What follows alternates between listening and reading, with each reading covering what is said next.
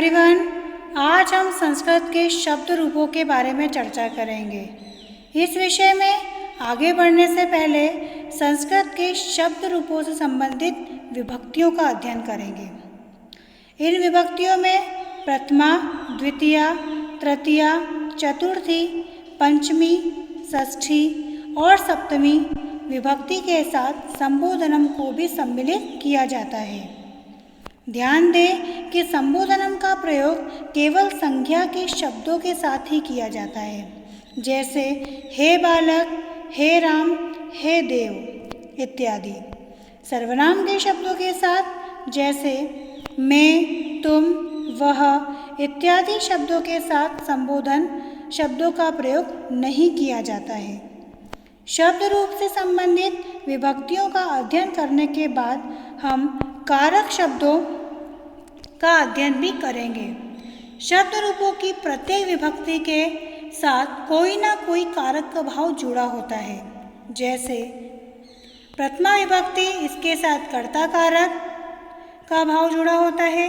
इसी प्रकार द्वितीय विभक्ति में कर्म कारक, तृतीय विभक्ति में करण कारक, चतुर्थी विभक्ति के साथ संप्रदान कारक और पंचमी विभक्ति के साथ अपादान कारक का भाव जुड़ा होता है।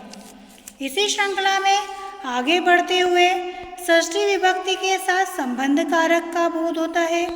सप्तमी विभक्ति के साथ अधिकरण कारक और संबोधनम के साथ संबोधन का कारक भाव जुड़ा होता है। इसके पश्चात हम कारक शब्दों के साथ जुड़े कारक चिन्हों का भी अध्ययन करेंगे। जैसे कर्ता के साथ जुड़ा हुआ कारक चिन्ह है ने, जैसे कि बालक ने। इसी प्रकार कर्म कारक का चिन्ह है को, जैसे कि बालक को। इसी प्रकार करण कारक, इसका चिन्ह होगा के द्वारा, जैसे बालक के द्वारा। इसी प्रकार संप्रदान कारक, इसका चिन्ह है के लिए, जैसे बालक के लिए। अपादान कारक का चिन्ह है से, जिसमें अलग होने का भाव प्रकट होता है। और जैसे बालक से पुस्तक लेकर आओ, इसमें बालक से पुस्तक अलग हो रही है, इसलिए इसमें अपादान कारक का भाव उत्पन्न होगा। आगे बढ़ते हैं। संबंध कारक, इसका चिन्ह है का, के, की, जैसे बालक का घर या बालक की पुस्तक। अधिकरण कारक, इसका चिन्ह है में या पर, जैसे तालाब में मछलियां हैं, पेड़ों पर बंदर है इत्यादि। और अंतिम कारक संबोधनम, जैसे हे बालक, हे राम, हे देव इत्यादि। विभक्ति और कारक को सरल रूप में समझने के लिए कारक के चिन्हों को हम विभक्ति के साथ व्यवस्थित कर देते हैं। जैसा कि हम सभी जानते हैं, संस्कृत में 3 प्रकार के वचन माने जाते हैं। एक वचन जिसमें एक व्यक्ति या एक वस्तु का बोध होता है, द्विवचन जिसमें 2 व्यक्तियों या 2 वस्तुओं का बोध होता है, और बहुवचन जिसमें अनेक व्यक्तियों या अनेक वस्तुओं का बोध हो। शब्द रूपों के अंतर्गत सभी विभक्तियों और वचनों का प्रयोग करते हुए यहाँ हम उदाहरण के रूप में अकारांत के शब्द रूप बालक का प्रयोग कर रहे हैं। बालक की प्रथमा विभक्ति है बालकः, बालकौ, बालकः। बालकः, इसमें बालकः शब्द एक वचन के नीचे आया हुआ है, जो कि प्रथमा विभक्ति के साथ जुड़ा हुआ है। और हम सभी जानते हैं कि प्रथमा विभक्ति के साथ कर्ता कारक का भाव ने जुड़ा होता है। इस प्रकार बालकः का अर्थ हुआ एक बालक ने। इसी प्रकार द्विवचन के नीचे आए हुए बालकौ, इसका अर्थ हुआ 2 बालकों ने। और बहुवचन के नीचे आए हुए शब्द बालकः, इसका अर्थ हुआ सभी बालकों ने। अब द्वितीय विभक्ति की ओर बढ़ेंगे। द्वितीय विभक्ति में बालक के शब्द रूप होंगे बालकम, बालकौ, बालकान। इसमें बालकम जो एक वचन के साथ जुड़ा हुआ है, इसका अर्थ होगा एक बालक को, क्योंकि द्वितीय विभक्ति के साथ कर्म कारक का भाव को जुड़ा हुआ है। द्विवचन के बालकों का अर्थ होगा 2 बालकों को। और बहुवचन के शब्द बालकान का अर्थ होगा सभी बालकों को।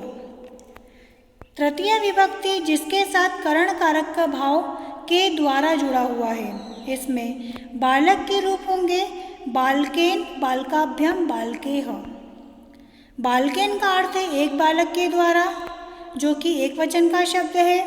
इसी प्रकार बालकाभ्याम अर्थात द्विवचन के शब्द का अर्थ होगा दो बालकों के द्वारा, और बहुवचन के बालकेह शब्द का अर्थ होगा सभी बालकों के द्वारा।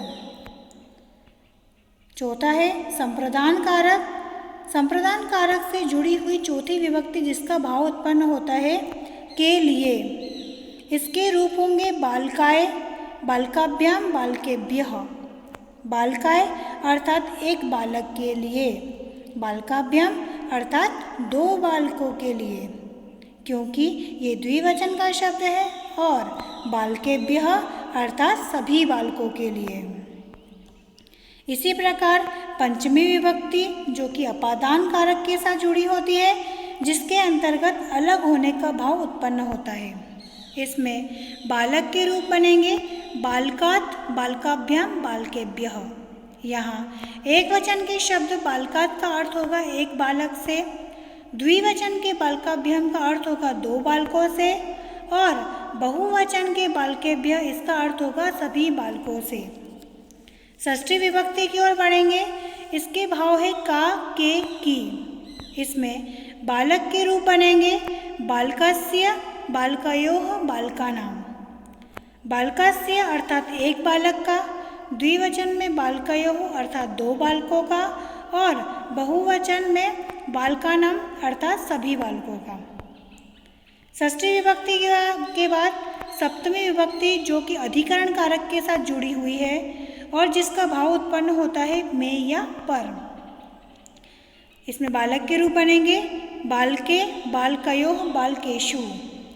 इसमें बालक का एक वचन बालके अर्थात एक बालक में, द्विवचन में बालकयोः दो बालकों ने, और बहुवचन का शब्द बालकेषु इसका अर्थ होगा सभी बालकों में।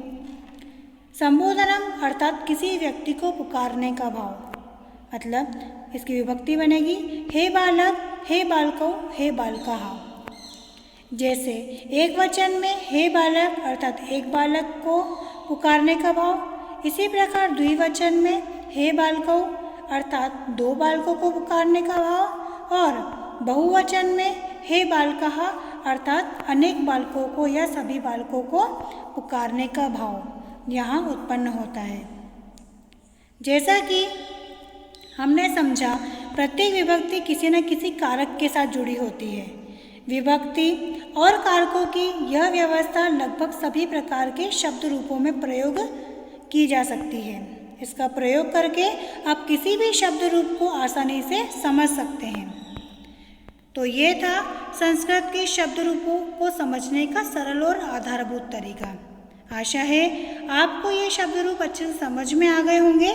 धन्यवाद।